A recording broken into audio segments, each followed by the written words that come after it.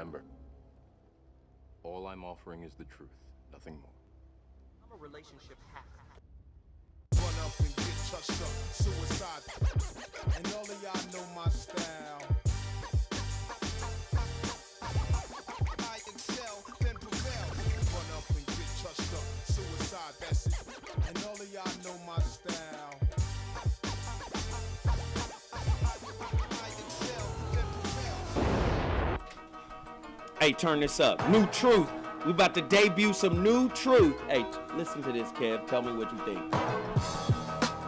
You told me I was a slave and that my people were slaves. Never did nothing but suffering from the cradle to the grave. We ain't never been brave, never more than primates. We never progressed past the level of apes. I used to read about warriors, rebel leaders, and revolutionaries. They spoke of freedom or death, how they could fight until nobody was left. Fighting until your last breath for the right to be free. But none of them were black like me. We turned the other cheek and we got maced in the face. There is no escape in the chalk line and the yellow tape and the lost lives and the lost minds and the rape and the fault lines and the earthquake. When we fuck your racist infrastructure, give you a sense of justice. Then you notice when you see my sister choking till she can't breathe, choking till she can't breathe, choking till she can't. Fuck your racist infrastructure, give you a sense of justice. Then you notice when you see my brother choking till he can't breathe, choking till he can't breathe. My father told me I was a king and that my people were kings and we could never be anything other than what my last name means, divine light that shines from inside. Okay, stop it, right? Wait a minute, hold on. Stop it. Wait, bring it back. Just bring it back to the top. Damn it! That ain't even mixed. I'm telling you, I'm working on this Truth album with Broadway. It's gonna be fire.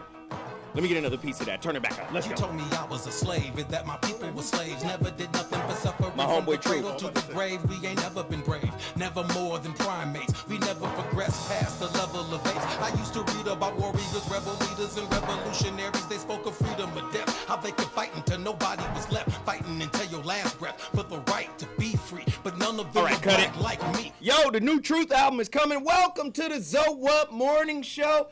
Look at my hat. I got on a ZOWHAT hat. Listen, man, this sister out of Chicago started as a fan of the show and became a friend. She good people, man. She made these hats and sent them to me. So I'm going to say this to Kevin and everybody involved. Why you pointing me out? I'm not sharing. Listen, I'm on fumes. Just drove back from Arizona. I'm on fumes. But we got to do this show because it is exceedingly important. Now, you already know how we do on the ZOWHAT Morning Show. Zinna.tv. That's ZINNA.tv, the new destination. You know how we do. We've got to promote black businesses. Or businesses that I like, right? We got to promote these businesses. And let me look at Antonio and recycle black dollars. Fuck with Antonio real quick. People just calling like they don't know I'm on the radio. Okay, cool. All right. But yeah, we're going to recycle black dollars, Antonio. Antonio's like, all right. And listen, my homeboy is in here right now, fellow Pasadenean. Hassan brings these juices every week. Pull up Hassan's website. We Juice. The juice is for us? That's who it's for? That's what it's called, We Juice. It's for us, right? Us and we. Us and we? Okay, cool. All right. It's a great product. I love it. I only get to drink it once a week, though. Only when you come here. The stare into space was hilarious. That shit is funny.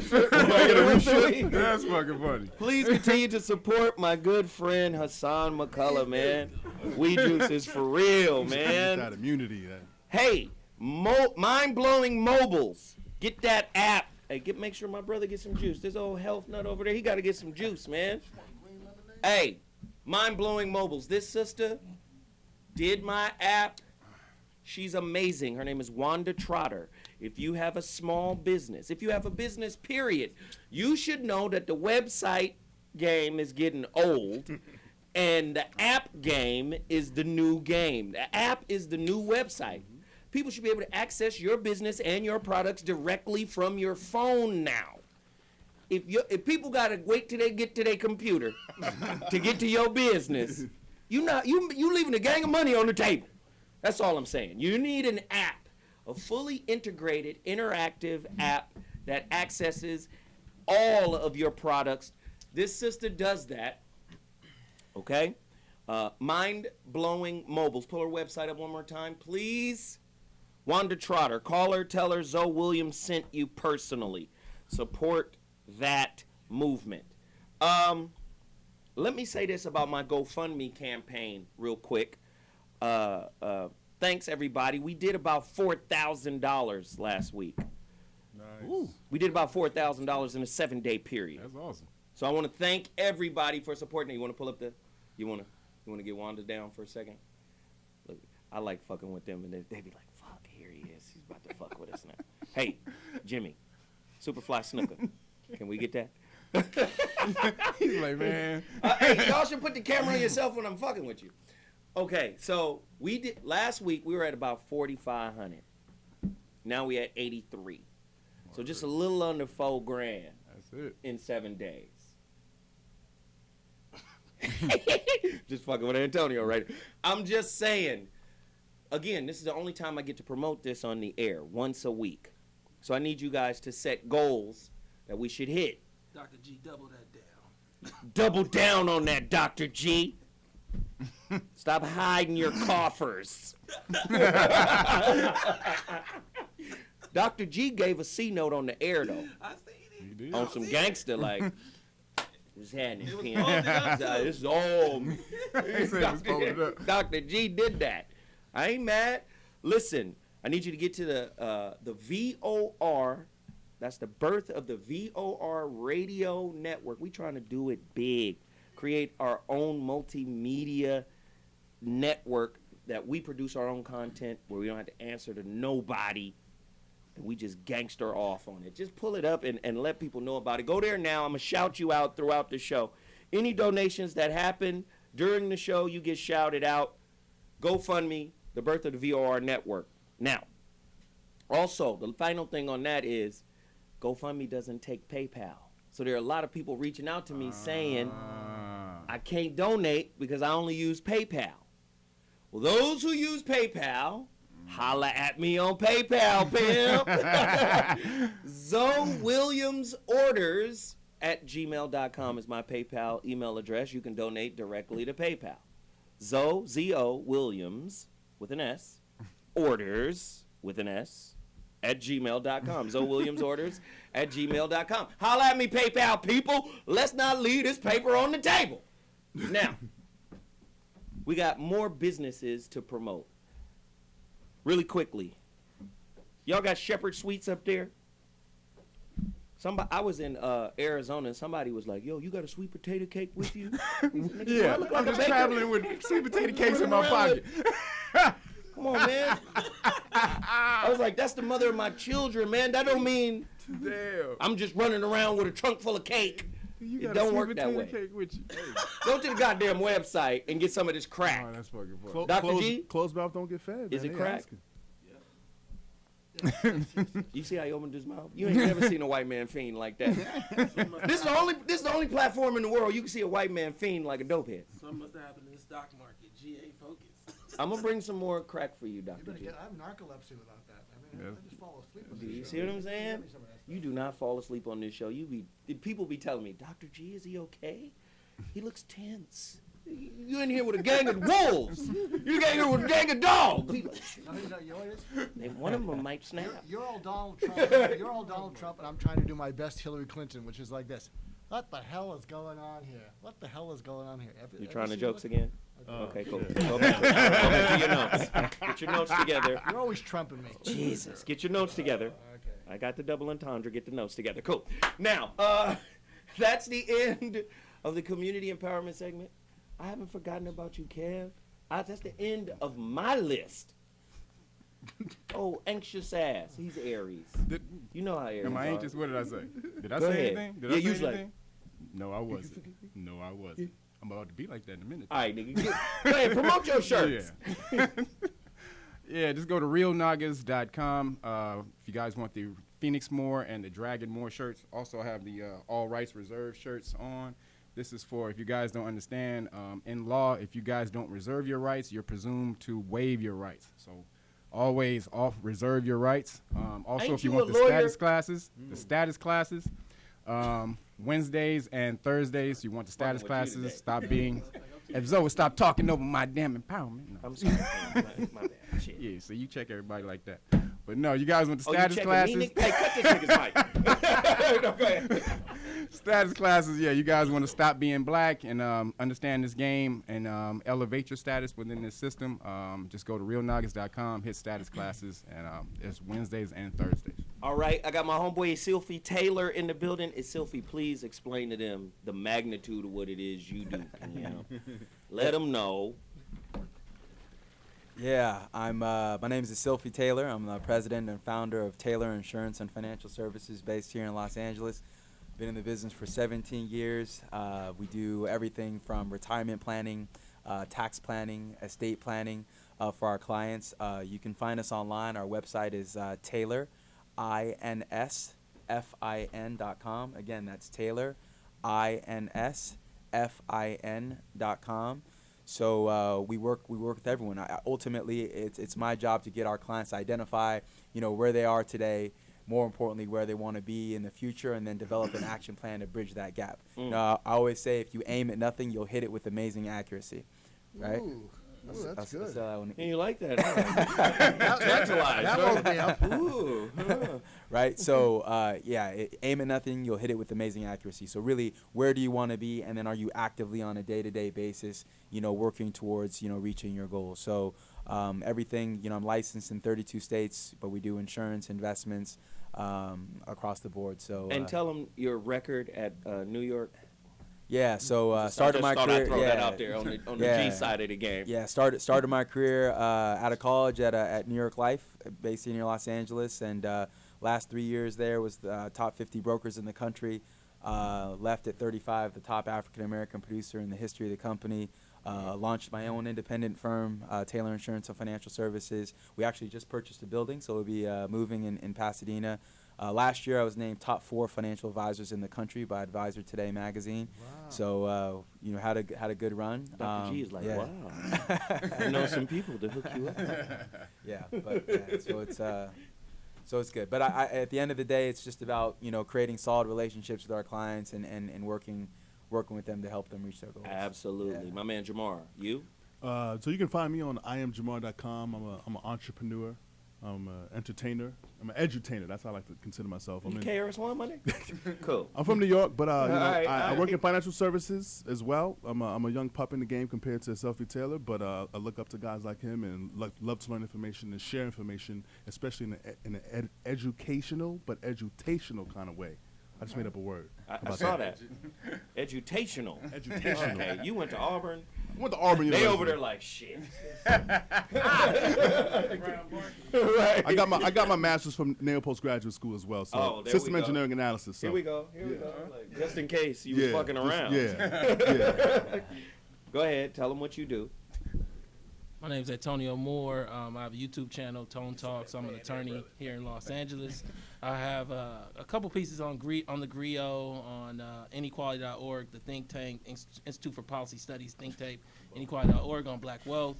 I have one that I did this week that we'll be talking about today about black wealth. And make sure you subscribe at Tone Talks on my YouTube channel. There it is. Did we get everybody? Dr. G, would you like to promote your stuff? You do have your books, yes. I don't have the books here. So I've written a bunch of books. The ones that seem to be best known are Just Listen, What the World Needs to Do More, but it doesn't want to do. And a recent book called Talking to Crazy, How Do You Deal with Irrational and Impossible People, and how do you disarm them and keep them from hurting their lives, hurting themselves, hurting you. I need that book, man. You already gave it to me, but you might want to read it to me. Okay, cool. That's the end of it. Community empowerment has been done.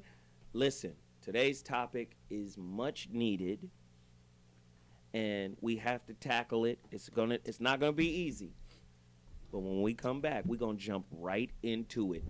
The ZOWHAT Morning Show, Zena.tv. Get ready, fasten your seatbelts. Turn it up. The word terrorist, do not use it to describe me when I disagree with you, or to shut my mouth when I speak the truth. I am the coming of the storm, the God of warning. We are capable of making you return the gift.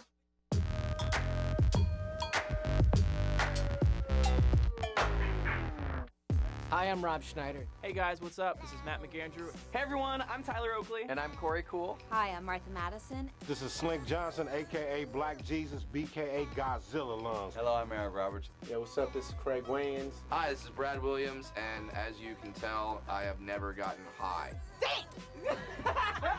Speedy Don. And I am the fabulous Stephen Payne. What's good? It's your boy Marcus Park, man. We keeping it lit. I'm Money B. What's up, y'all? This is Crazy Bone in the building. And it's your boy Street Symphony. And you're watching. Jason Stewart here for Zena TV. On the show Absolutely Jason Stewart every Wednesday at 1 p.m. Big guests, everyone from the gayest to gay to the straightest to straight. David, what was his name?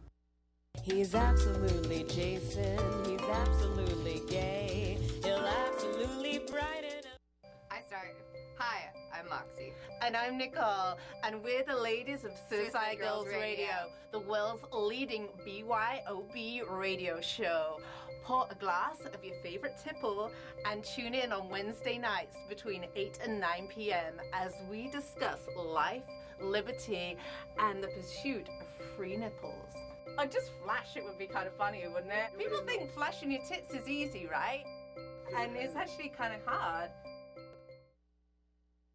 And it's Mary Carey, of course, Politically Naughty with Mary Carey. I'm always naughty. I'm always politically. My behavior is always politically naughty. I'm never politically correct. Dr. Drew, hi. Oh, I'm so. Hey guys, how are you? It's all teary-eyed, Doctor. I know. She wished she could live at rehab. But only if Dr. Drew's there. Obviously, Sure. if someone like, because a little too groping might be inappropriate. But I like the flirting and stuff. When I walked in, you shoved my head in your. No! Are you gonna sue me? Get Politically Naughty with Mary Carey, Mondays at 4 p.m.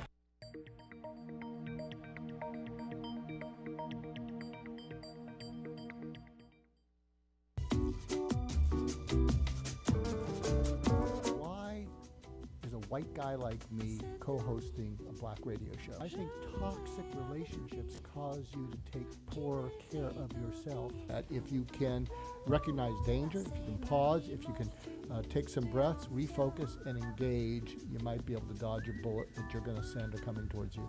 One of the things that men don't get is that often women need to vent first to clear their mind.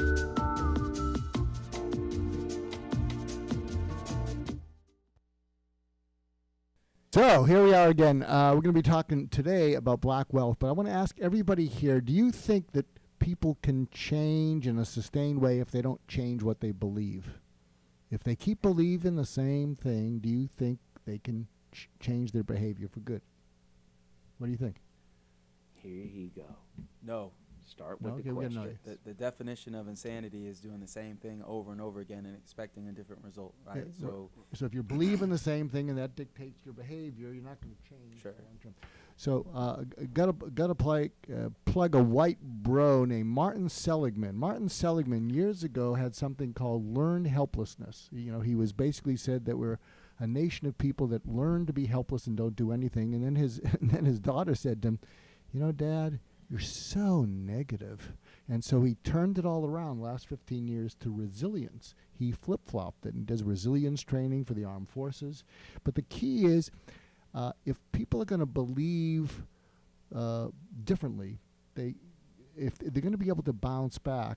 And one of the things I do when I train organizations, coach organizations, even coach financial organizations, is when people's mindset is anxious and it's constricted, they not only can't they learn or listen, they can't even think. So what you have to do is you have to give people bite-sized successes that they can't screw up.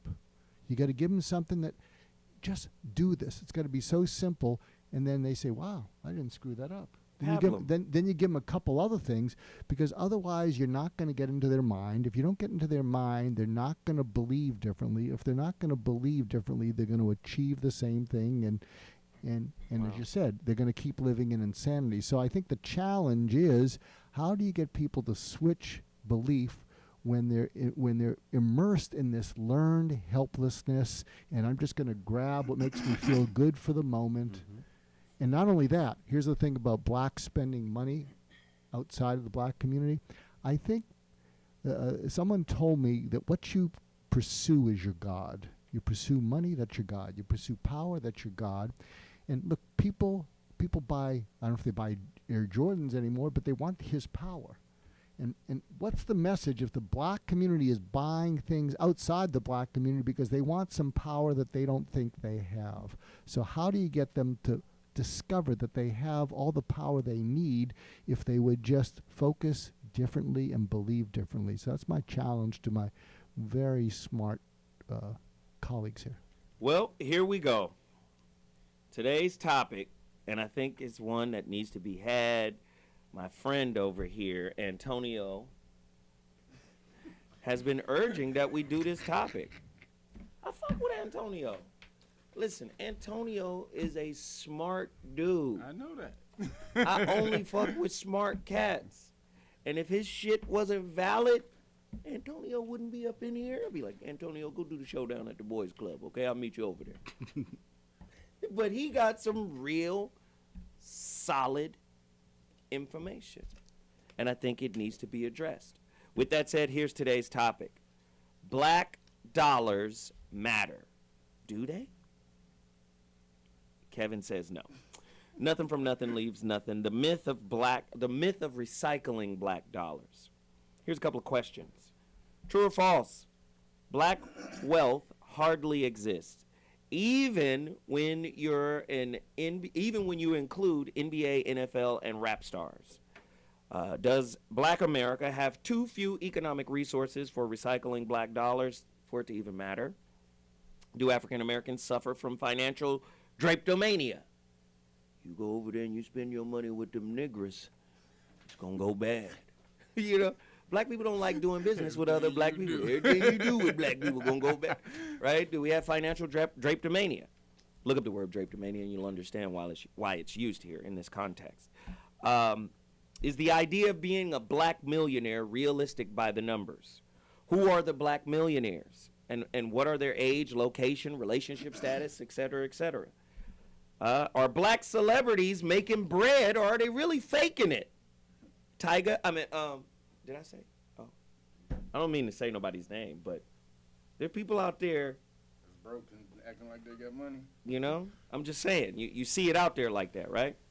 Does it matter that blacks spend trillions of dollars? Is that like some fake, listen, if we spend $1 trillion, does that mean we have $1 trillion? No. It's very interesting questions. And if we did have $1 trillion, how could we redirect the current of that currency to come back into our community if we actually had it? Oh, this is going to be great, man. So, you've already met the panel. I'm going to start with Isilfi. Is recycling black dollars in the black community, buying from each other, supporting each other's businesses, is that a way to gain political power, or is that a myth? I believe it is a way to gain political power and financial power. J. Paul Getty, who was the first recorded billionaire in United States history, came up with the wealth building principle. Stated simply, I'd rather earn 1% effort from 100 people than 100% on my own. So there's power in numbers. I think it would take a uniform collective effort, right? I mean, one person doing something or making a stand doesn't necessarily make a big change. Although Rosa Parks, right, she started, right, something, right? But it does start with one. But I think it's going to certainly take a collective, effort. But it is true. African Americans are amongst one of the wealthiest groups in terms of purchasing power. That is true, but it of all ethnic groups, do the least in terms of recycling those dollars within their own community. And so we don't necessarily see the same impact as the Asian community or Jewish community and others. So, but I think if we made a concerted effort, we could certainly see some dynamic change in the marketplace. But there's really no polarizing figure out there that's banded everyone together and said, okay, let's do this collectively. I like that. Kev. I'm gonna pass it down to Tony for a second. No. I run the show, Kevin. This is my show, Pimp. Kevin, then I'm going to come around. You know you getting it. I'm ready, I'm ready for you Friday. I got new boxing gloves. I'm ready. No, the myth of the black dollar is, well, the black dollar means nothing, as, I'm just jumping on what he was saying, without organization. And organization is a science. It's to be learned. It's a skill. And the fact that it's been hidden from melanated people ever since they've been so-called free, since that 14th Amendment. The way I liken it is to if you showed up in a foreign land and, these people where you showed up to had a certain way of how to hunt, and they never taught you that way, basically all you're going to get is the scraps that these people show up with. Eventually you may learn how to, take care of yourself eventually. It's on some side shit, but you'll never earn enough food, or you'll never be able to hunt enough to feast or to store food for a rainy day or a season. And so that's where melanated people are now. They're just on some side shit, getting information here, getting information there, and they don't understand the game that Caucasian people have been working for hundreds of years. That's a game they got from us, but they've been working it now. So the game would be financial literacy? Financial literacy, but also understanding the system that you're in. It's not just financial literacy, it's the system literacy. You're in a classist system, and you need to really understand what that is. Most people just gloss over it, but you see it every day when you go to school, and I'm with the cool crowd, or I'm with the nerds, or I'm with this, or even when you jump on the plane, there's first class, then there's business class, and then there's coach. I mean, it's a whole class of system, and so until you understand the system and how to play the game, you'll never be on top of the game. Interesting. Jamar? It all comes down to being able to delay gratification. I think that you have a lot of people who are going through pain, right? It's rough times. And so you look to instantly gratify yourself and find self-worth in spending. The fact of the matter is, so I went to Auburn University and I studied accounting, but the only kind of accounting they teach you is the type of accounting that helps you work within someone else's system. They don't teach you personal accounting. They don't teach you ways of leveraging income and having that income work for you in the future. Now, there are a few smart people who kind of see, okay, real estate's one way to get wealth. And so those people kind of band together, they pool their money together, and it's a few. But most people aren't getting this education taught in school, let alone generation to generation to generation. For many, many years, black people couldn't even actually afford insurance policies that were paying more than $30,000. So the ability to transfer wealth was limited up until the early 60s, right? Early 60s, late 60s. That's the first time that we were able to enter the pool and actually be able to have a chance to share with that wealth. So delaying gratification is important. Me, myself, I'm on a complete fast from spending on any clothes for the next 6 months. And all that money that I would normally spend on things and clothes and doodads, I'm putting that towards my business so that I can grow it and reach more people and educate more people on what they need to do to get their finances in order. Antonio Moore. Here we go. Yes. Yeah. Speaking to the mic, bro. Yeah. So if you can pull up image one, I did a piece this week. It went viral. I had a great discussion with Boyce Watkins, Yvette Carnell. Shout out to Breaking Brown and to Your Black World. It's titled "Black Wealth Hardly Exists," even if you include NBA, NFL, and rap stars. In it is all data. I write for the Institute of Policy Studies, inequality.org at times. This is a think tank that does economic studies. I'm going to take the opposite position of the whole room and say to you that fundamentally the way that black America is approaching wealth today is as though slavery didn't happen and as though Jim Crow didn't happen. One of my friends, it's actually funny, I talked to him last night, is Byron Allen. He's a newly minted billionaire. People don't know why, but I've talked to him. He's a newly minted billionaire, and he considers it economic genocide what's going on with African Americans today. I do as well.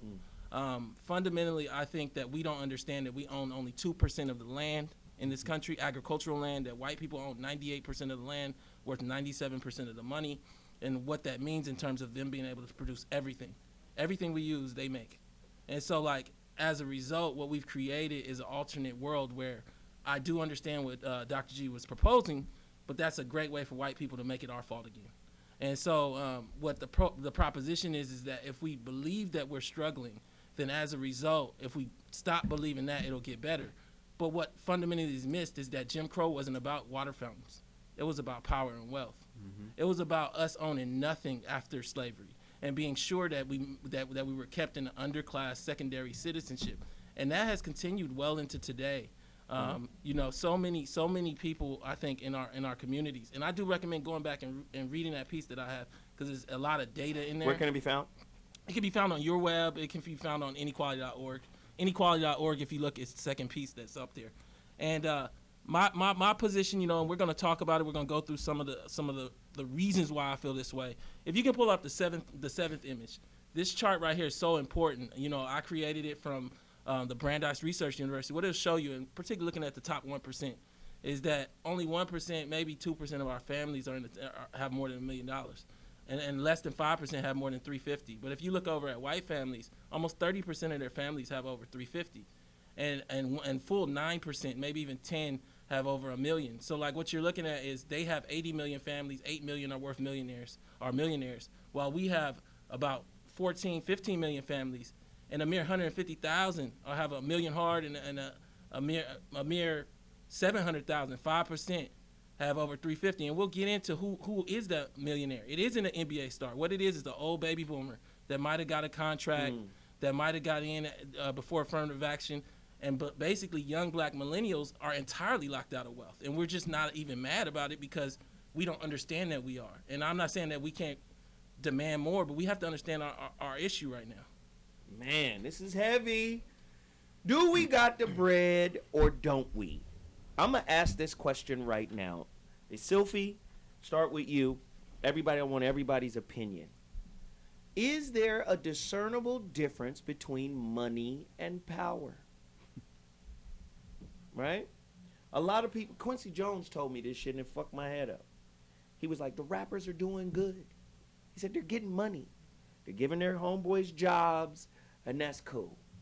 He said, but the next step is, you have to see if your money has any power.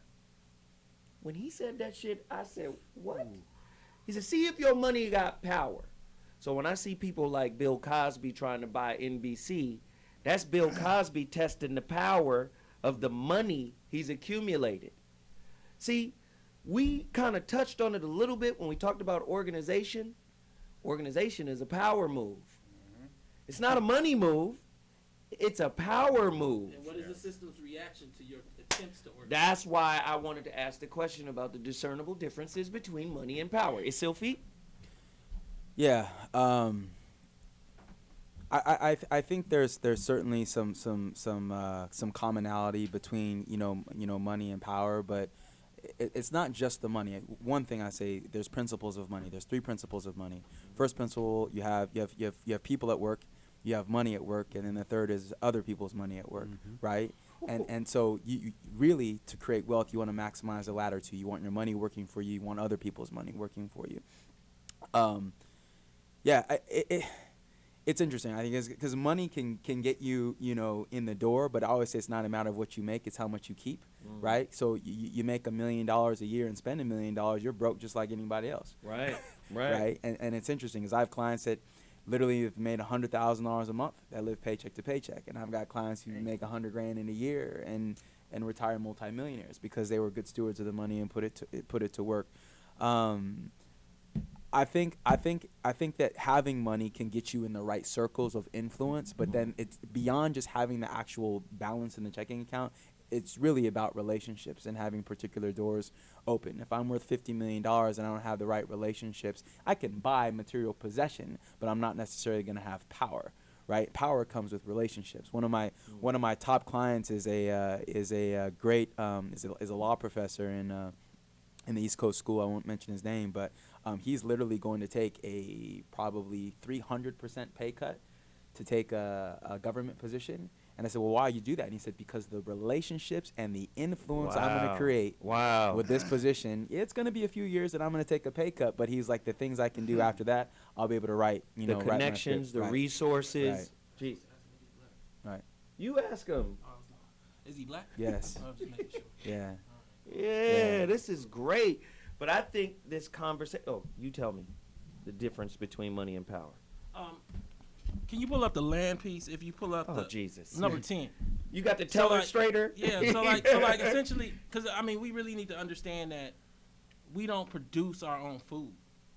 We don't produce our own electricity. Here we go. We live in a place where we are basically parasitic in so many ways. And so fundamentally what happens is that we start creating narratives where we're actually players in the game. Black people approach, let me tell you this, black people approach America as though there was just indentured servitude. We own the potatoes and the sugar. We have 15% of the land. We don't do the gas. We don't do the electricity, but we do the potatoes and the sugar, and you need us for potatoes.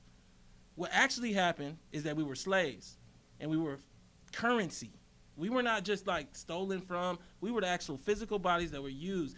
Our bodies were worth more than all the trains, all the land, all the steel at the turn of the 1800s.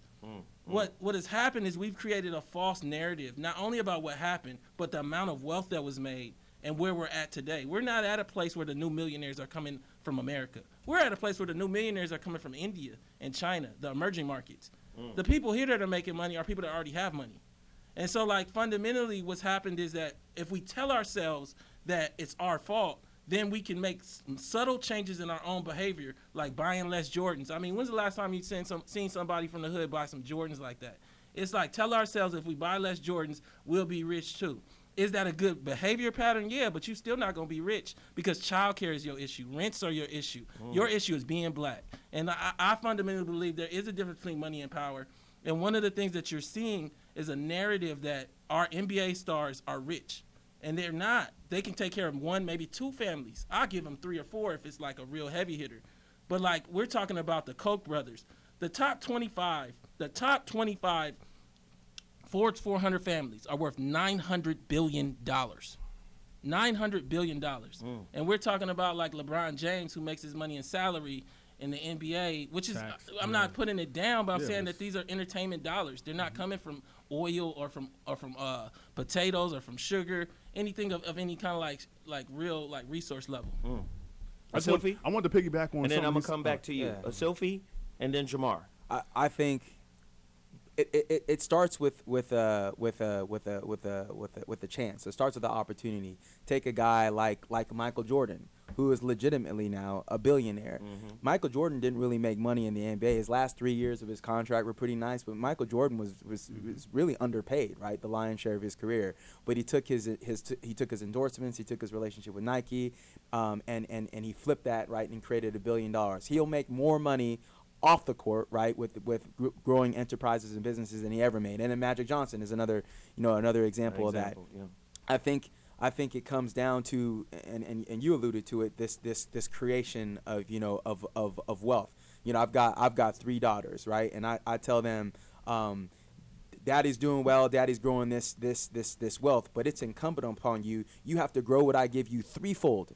Not just say, here's what, thanks, Dad, and now I have this wonderful life. You got to take this now and take this to the next level. And then I said, and then you have to tell your children to do the same thing. And I think you're right. It comes down to a mindset. It's interesting, my perspective, because, you know, Isilfi means son of God. My father's from Ghana, West Africa. That's Africans are very different than African Americans. So I grew up. I'll come back to you. You know, I grew up in an environment where my father, you know, last night we actually had dinner, and he told me, man, slow down, you're doing so much. And I said, you created the monster. You told me to be the best or among the best, right? And so it was that mindset, and that was imparted to me that I think made a difference, and I do the same for my children. But I think overwhelmingly that's missing. And so you make some good points, but I think it starts here, because as bad as it is here, and as much as it is disadvantaged as it may very well be, of all the places in the world you can be to change your stars, I mean, you know, there is a chance. You know, agree or disagree. Money is not what's in your pocket. Money or power is not what's in your pocket. It's what's in your mind. Agree or disagree? I mean, It's largely what's in your mind. It starts for with sure. what's in your mind. For sure. Because the biggest thing is people say, oh, how does someone get 10 million or 50 million and go? How did 100 million? How do they go to that contract? If you are an uneducated person from the hood, and I give you $100 million, you're just a uneducated person from the hood with $100 million. You're gonna go. Mike Tyson. You're gonna go through it. So it's right. And this is my only thing, Sylvia. Yeah. Let me say, I just want. I'm gonna come back to you. I just want to answer. Sure. I appreciate you being Hey, here. show some patience, Antonio. Yeah, what's up? I appreciate you being here, but the tagline of what you added explained it all. And like fundamentally, I think that what is happening is your narrative derives out of coming out of an emerging market. We live in a country that basically has made money off of putting us in prisons today, and makes money off of putting us black males in prisons. 30% of the African American males of Alabama are in prison, or have had their rights of voting taken away from being in prison. This is today. This is today. And so, like, fundamentally, I think what we create is this narrative of making super capitalists. What I call super capitalists are people like Jordan, where I talked to Byron and I said, I think you probably the most powerful black man in America today. And he didn't say nothing back. Because, like, I think that there's really a realization that he owns that whole enterprise. When we look at these other people, we don't know how much they own of that. And we know that their value came from being tied into a multinational. So, like, when we look at them, we're looking at the expression of Nike's wealth. Even though individually he may be able to access some of it, this isn't a black company in the sense that we think of it. And I think that sometimes that allows us to feel better about black business, because at least there's Jordan, at least there's Oprah, at least there's and all these people, when you look at them, they're really expressions of white wealth again. And so I just but ultimately the way I look at it is, number one, which I appreciate what you're doing, it's about being aware, right? You have to wake up, right? You have to be aware. Yeah. But once you're aware, and again, maybe I'm whether it's an expression of white wealth or not, and I agree with you, because Michael Jordan or Oprah, these, but now that you have that money, now that you have that power, now that you have that influence, now what are you going to do? Do they have it? Right? Yeah. I mean, if Michael Jordan chose to, he could make a significant. The biggest thing which you guys have talked about, it comes down to financial literacy, right? How can I win a game? Do you know how to play rugby? Right? I don't. If you stuck me on a rugby field and said perform, I don't know. You don't know what to do. So first thing, awareness, and then secondly is learning how to play the game. And again, maybe now listen. My mom, I get it. My mother was pulled out of elementary school to pick cotton. My mom's from the South, so I got both sides of it. But even my mom didn't wake up saying you're disadvantaged, because she said be the best or among the best, period. Not you're going to have it harder because you're black. Not you can overcome this in spite of. Be the best. It wasn't literally until I entered the workplace and then I started realizing the disparities and like, wait a minute. But by then, I was already set. I was already on your path. I was already going to be who I was going to be. So. Yes, I think everyone is dealt a different hand. Some people get better starting hands than others, right? Because just the same way, there's white people that get $100 million inherited to them and trick it off just the same too, right? But it comes down to... That's the same... And okay, wait. We got to go to break. Jeez. This is getting good, ladies and gentlemen. Oh, I love it. I love it. Listen, Zena.TV's Oh What Morning Show. We're talking about black dollars, recycling black dollars. Does it work? Is it a myth? Anyway, we'll be back in 2.2 seconds to continue the conversation. I used to read about warriors, rebel leaders, and revolutionaries. They spoke of freedom or death, how they could fight until nobody was left, fighting until your last breath for the right to be free. But none of them were black like me. We turned the other cheek and we...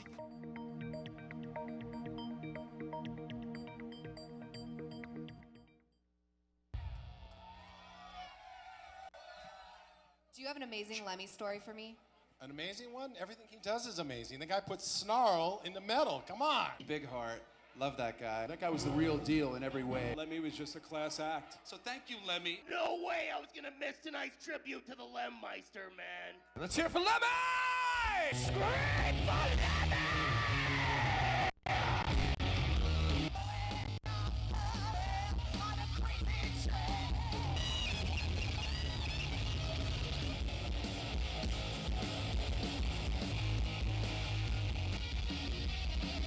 Can you feel the energy in the room? Lemmy lives on.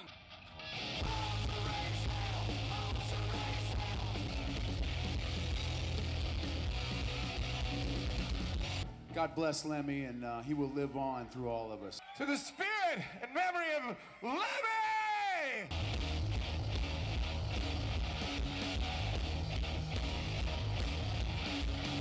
Long live Lemy, my brothers and sisters!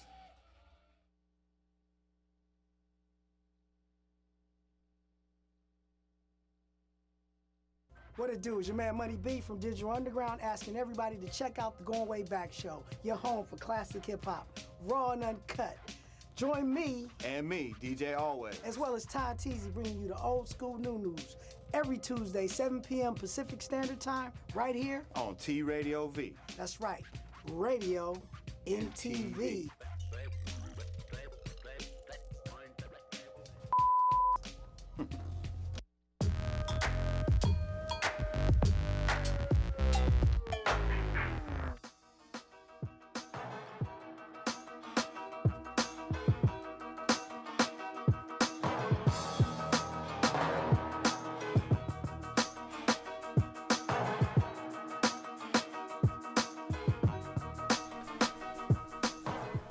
Ladies and gentlemen, the ZOWHAT Morning Show is back in the building. A very heated discussion, very needed discussion on the scale of 1 to 10. How socially and economically disorganized is the black community?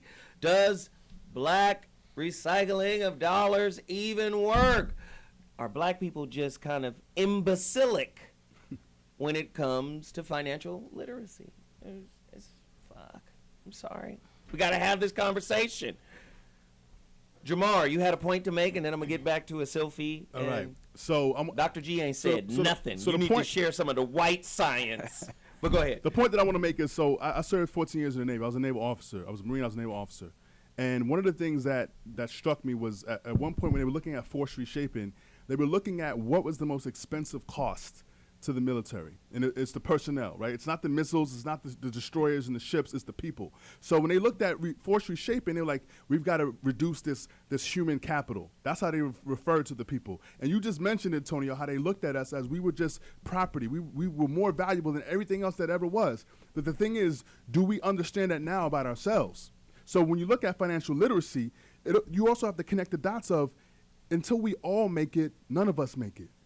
And until you had that mentality, I literally almost cried on my sofa about a year ago when I decided that unless everybody wakes up, then nothing I do matters. You got to have that kind of, it's everybody or nobody when it comes to us getting what we deserve. And I highly recommend you read the book, The Debt, right? The Debt, What America Owes to Blacks, right? Written by Randall Robinson, because it talks about, when you look, it breaks it down economically, what we're owed. But we're not going to get it until we get organized. We're not going to get organized until we had enough. Let me just say this really quickly, and I think it's something that's interesting. Money in and of itself is an instrument of debt. Am I correct? The paper is debt. So when we see that, I'm hearing people say slavery is over, but isn't money slavery in a way? Yes, it is. Which goes back to my point about Quincy Jones. When Quincy said, it's good that you get money, which is debt, but now let's see if your money has any power. Goes back to my point about the difference between money and power. So yes, money is important. Our relationships ain't shit without paper, right? But the paper is debt. My question is, how do we extrapolate power from the debt instrument? You can't? And that's what I was gonna say to you. Sylphie don't believe that shit. I don't believe that either. And what I'm telling you is that the debt instrument is not where they keep the money. When you look at the top five landowners, white landowners, they own more land than all of black people combined. Just in September, Ted Turner bought a ranch that was like, I think 700 acres. It didn't go up for sale. No, you just had to go bid on that. Yeah, but debt notes can buy you land. But let me say this. What happens is there's 12 people that want to buy that. Mm-hmm. I decide who I sell to. Mm-hmm. And so fundamentally, I think that what we don't understand is that we are Speak on the white strategy, Doc. We are capped on the on the level that we can reach because of the way that the racial structure. Mm-hmm. Can you pull up number 3? Can you pull up number 3? This is the racial dot map of America.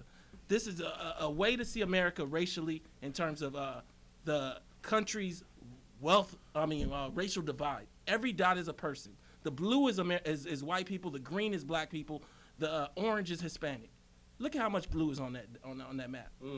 We don't understand where white people live, how they live as a group. And so what we talk about is our personal experiences in individual black communities, not understanding that they also own the strip mall in your community. And so, like, because we don't do that, we don't understand that we don't have a cold. We have stage 4 cancer. And so, as a result, we ask for solutions as though we have a cold, which is give me some robotesting. Robotesting doesn't heal stage 4 cancer. But and ultimately, though, it now comes to the, okay, here are all these stats. Now what? Here's me, right? You've got 6 months to live. There's a 1% chance you're going to make it. I'm going to make it.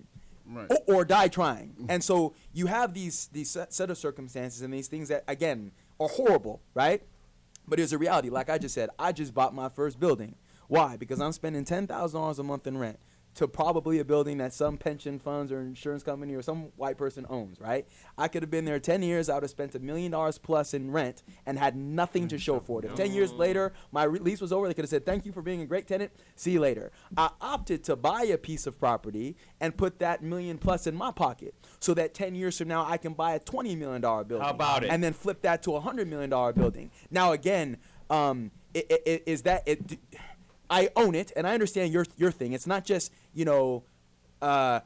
get a lot of money from a corporation that a white person owns. It's own the underlying asset, right? I get that. But I think first you have to have the dollars, right? So I took a $50K salary as a 22-year-old and flipped that into a multi-million-dollar business that then allowed me to own property, that then allowed me to own companies and grow. But you've got to start somewhere. So I think that until, to your point, where I appreciate everything that you're saying, until people are aware that there's an issue, right? Until people are aware of the reality and what they have to overcome, then you can't make a change. But I wouldn't. It's not woe is me. I'm not gonna sit here and say, wow, I see those dots. I see what I see is I see a lot of. But I want to directly what he just said, though, because he hasn't spoken. But I want to say what I want to answer what he said about. We're gonna come back. Dr. G, hold your point, Doc. How do you get people to be aware? Because there's a saying, people don't do what's important, they do what they care enough about. And so how do you get people to be aware? Here's something else. It's not just for the black community. It's for many people in the world who will never get ahead. How do you get people to be curious beyond that immediate gratification that makes them feel better for the moment? Everybody in this room is very curious about stuff other than what they can materially get. So how do you shift the mindset? And it's not just a black problem. I mean, all the Trump supporters can't stand to think. Kev, respond and then answer that question. You wanted to respond to Antonio, but then answer his question, because how do you get him to care? That matters. Yes. Well, just Antonio's question, he kind of basically answered what you were saying about going and buying property, and he said, well, then you get selective. You get basically them selecting who they want to buy the thing to. I don't see that. I know a lot of melanated people with a gang of property, and one of my homies, that's his thing. That's land. Yes, dude. Are you trying to tell me I don't know people with land? Black melanated people with land? Hit the mic. I'm telling you, Black America, about a USDA owns 2% of land. You can create whatever narrative you want. But that ain't facts. But dude, that's because they don't understand the game. He just broke down how you that's do a it. high rise. But I'm not talking about that though. Don't But ultimately, it's still the same thing. Ultimately, you have to start somewhere. Yes. And what I'm saying to you is that what you're saying to me, you're not telling us the full story. My parents had me at 16. Okay. My parents are both African American. Okay. My family comes from slavery. Okay. What ends up happening is that we hear people's special story at the end. People tell us the last chapter of their story, but they don't open the book they don't open the book and tell us everything that happened before that. So what ends up happening for a lot of black people is they chase your dream. But they don't trace a dream for a group like he was saying. And so, like, fundamentally, it's great that you were able to do that, and I appreciate that. But tell them about that one thing that happened in your life that might not happen in theirs. I think they but on the contrary, I think it's important that I exist. I am the only African American advisor in what's called top of the. This is a white male dominated industry, the financial services industry. I'm the only top of the table, top 1% advisor under 40 who's African American in the entire industry. Now, I look at that as there's somebody who's going to come behind me and say, man, I see him, and not only do I want to be him, I want to be better than him. Is that the end all? No, it's not. Yes, I had more advantages in my life. I had more doors open for me in my life than others, I'm sure. But I will crush and I will do far more with my life than some others who had more opportunity than I did, right? Everyone is dealt a hand, but you still have to play it. So what I would say is everything, and again, I'm not taking anything away, but look at what you've done. Your parents had you when they were 16 years old, you know, coming from a disadvantaged position, and you went through law school, you passed the bar, and now what? That's not enough. I'm not even saying you've done it. I'm saying if you ask me on a scale 1 to 10, 1 being a bum and 10 being a superstar, where do I rank myself today? A 2 or a 3. Because there's more to go. So I'm going to take this building and I'm going to turn that 5 million into 10 million, turn that 10 million into 50 million, turn that 100 million, and then have somebody come back to me and go, man, Sophie, you did okay, but I'm going to show you how to get $1 billion. It starts with one, though. And what I'm saying to you is this message might not work for this discussion, whereas yours does. That's not grounded in fact. And what I'm saying to you, let me finish before, I'm saying to you right now, what wealth is doing is not supporting what you're saying for a community. What wealth is doing today is calcifying. This is, okay, let's back up and do a little history lesson on America. America grew because what happened was Europe was destroyed after the wars. When it was destroyed after the wars, they needed somebody to manufacture a lot of stuff. So when they needed somebody to manufacture stuff, they looked to America, and we were the only place that had all this opportunity. When all that creation happened, it created the base for there to be a white middle class, in addition to the New Deal, which gave GI Bills and things of the sort. Crumbs fell from that, and black people caught those. What's happening right now is the reverse of that. And so, like, I get your mindset, and everybody's going to love that mindset. What I'm saying is this same person that's going to now stare at your picture in a magazine on their wall, I want this person to go in the other room with their kid and actually just go across the street and enjoy the grass. What I'm saying is that your existence, while you think it's great, it actually also can create delusional ideas of where we're at and where they're going. But it almost sounds to me, here's the dichotomy, it almost sounds to me like your situation, I feel like your mindset has someone feeling like they're on the Titanic and it's going down and there's nothing they could do about it. Because my question for you would be, now what? So let's assume so we're gonna perish. No, I we're get, going no, down. So what's the now what? The now what is rip is Selfie's picture down. Okay. And put your own picture up. Okay. Your actual picture of your life. Okay. But not just your life. Okay. Your mama's life. Okay. Your grandmama's life. Okay. Do Ancestry.com and find out where you actually come from. But did I not just do that? No. My mom. Listen. My mom picked cotton in the South.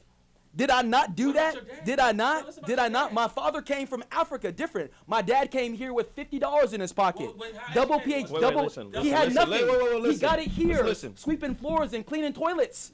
So here, he had none when he came here. He earned it. He took it, as I have. And then here's the thing. I don't want somebody to come by. I don't want somebody to be me. You know what I want every listener to be? Be better than me. I don't want anybody. I don't want anybody to say, I strive to be Sophie Taylor one day. No. You can see, just like real talk. There at New York Life, there's a gentleman. His name McSween, I believe was his name. I might be getting it wrong. That's right. This guy, he was hired by New York Life. At the time, black agents were not allowed to be in the office. Right? This is in the 60s, right? Yep. He wasn't allowed. He wasn't allowed to be in the, so he had to go in the office at night and run his illustrations and do his paperwork. He flipped that career at New York Life into owning a number of different commercial properties, McDonald's franchises, ultimately ended up being wildly successful. It was someone like him that opened the door for me. And it's someone like me that's going to open the door for somebody that's going to come behind me. So while I don't have a defeatist mentality, and it's horrible, but what I'm saying is that my mindset from you was like, okay, you've got all these disparaging facts, so I'm supposed to sit on my hands? I'm not talking about disparaging facts. Yeah. And I'm saying to you, your half of your side that's Ghana, that's from Ghana, is not allowing you to really digest. I'm talking about blackness in this country. I'm talking about Jim Crow laws that said, no, you cannot even own a house. So wait a minute, let me ask you this. Let me ask you this, because you're making a good point.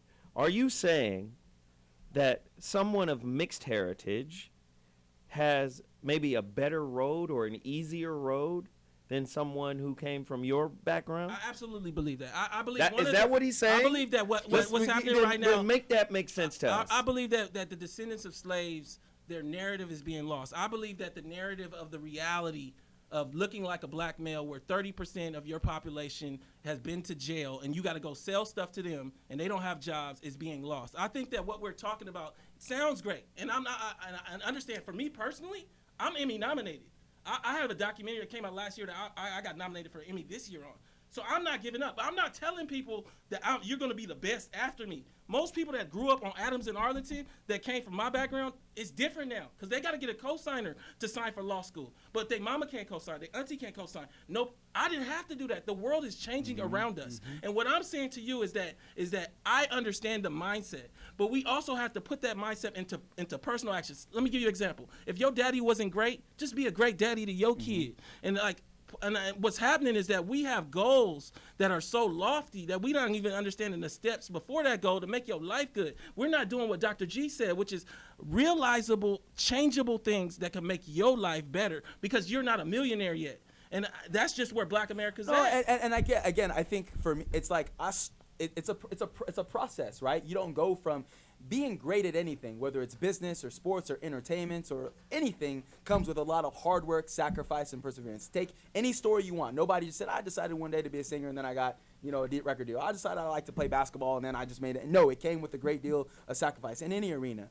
I think that you're actually kind of making my point that something in you had you say, you know what, I'm going to rise up, I'm going to be better than, right? And go, because I look at it again, I'm a glass half full kind of guy. You're right. I don't know how, if I'm 21 years old and my parents don't have money, right? How do I, if you're making $15, $20 an hour, how do you live here, right? How do you buy food? How can you buy a house? It's not going to happen unless you do something, different. But I think it starts with financial literacy, right? If I'm going to take this person and say, here's the stats of the past and here's the reality today, because there's one thing that the millennials have today that we also didn't have, and that's information, right? Yeah, I agree. We didn't have, we were using the Dewey Decimal System. We're in the library. Yeah. Now kids have these things. So I think with technology and information, I think information and what's in here is a very powerful tool. Yes. I have a question because I'm sitting. You between decided to talk. We were about to go to break. When you decide. Okay. Well, I'm sitting between this, so it sounds like part of what you're saying is you need to take some things into consideration, and what you're saying is you don't have to take anything into consideration. You just have to have that drive to be better than the best, and it's it almost sounds like like he's saying to you, well, that sounds like an excuse. Look what I did. Yeah, look what I did. And so. But is the drive to be better than the best good? In America. Is it good for the world? Can you imagine? But it's all relative, right? Yeah. Not everybody's meant to be a millionaire. Somebody's got to drive. Right. Somebody has to. Yes. Somebody has to cook fries, right? No. So but what I'm saying is to each his own. But we were born here to drive. No, we weren't. Okay, No, we weren't. No, we were not. No, we were not. We got to take a quick break. No, we were not. We got to take a break. We'll be back in 2 seconds. No, we were not. So what morning show is crazy right now. We'll be back. No, we were not. God damn. We weren't born here.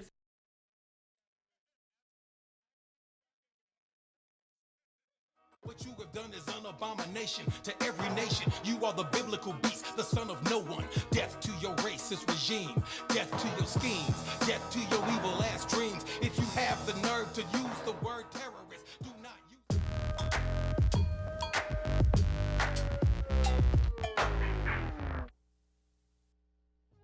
This is Quick Fix Radio. Quick Fix Radio. Yeah. Check it out, y'all. We back in the building. What's going on? Yes, sir. What it do? We got some super special guests up in the place, in the building, we got all 5 live in the building. Bone Thugs in the building. Everybody. We up in here tonight, y'all. What's going on? Hey, man, I had to come see what this TV radio what this all about. You know what I'm saying? Hey. We got Game on the line. Game, what's going down, baby? What up? What up, Game? What's going on? Oh man, we got EPO Dylan. Who is this on the phone with us? Yo, what up, man? It's Akon. Akon in the building. Who is this on the line? Be Real. We got Be Real. Be Real. Who is we got on the line? This Ty Dolla $ign right here. What up, Ty Dolla $ign in the building. Thanks to all the fans for stopping by. The Quick Fix with Crazy Bone, right here on T Radio V. Did you know that 67% of American women are size 14 and above? You mean they look like this? Yeah, girl. So then where are we in television and film? And where are we in fashion magazines and clothing stores? Yeah. So we want to help out entertainment and fashion and media. Catch the F up. Watch us on Plus This. Live. Every Thursday at 7 p.m. on Senate TV.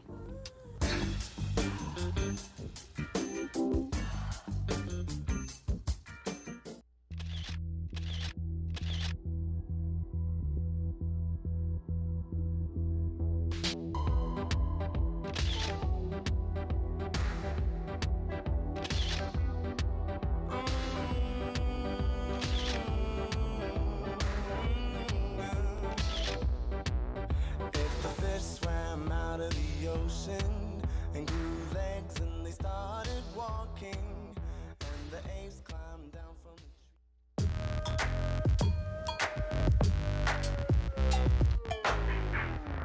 Maced in the face, there is no escape in the chalk line and the yellow tape and the lost lives and the lost minds and the rape and the fault lines and the earthquake. When we fuck your racist infrastructure, give you a sense of justice. Then you notice when you see my sister choking till she can't breathe, choking till she can't breathe. Woo! Hot monkey magma. This show is fire, man. Really believe it's important that these types of conversations be hashed out. I don't want to give up that. I'm going to save that for the final thought. But let's continue with power and money. Is organization, I'm just going to say among black people, the black community, the green dots, is that a terrorist act? I'm talking about in America. The organizing of our money, right? Of course, it's not a terrorist act. Is but it? It will be perceived as one by those that desire to maintain it. So what I want to touch on something that Sophie said earlier, which is about you got to want to take it. And what I mean by that is, I was first trained as a Marine, and we're trained to go in situations with a few men and kill whoever's there and take over that territory, and then the Army comes and occupies it. From a perspective where we are as black people in America, there are a lot of us who are they're kind of okay with having the little that they have. We have to make them aware of the situation through financial literacy, so that when they get upset, Antonio, that they realize that we ain't got nothing and we've been locked out, that they demand and then they organize with their money to get the pieces that they deserve. That's the only way we're gonna get it. We're not gonna get it. We're not gonna get it if we rally and march, but we got no organization around money and power. Now, yeah, I just wanted to touch on Doc. what both of them were saying.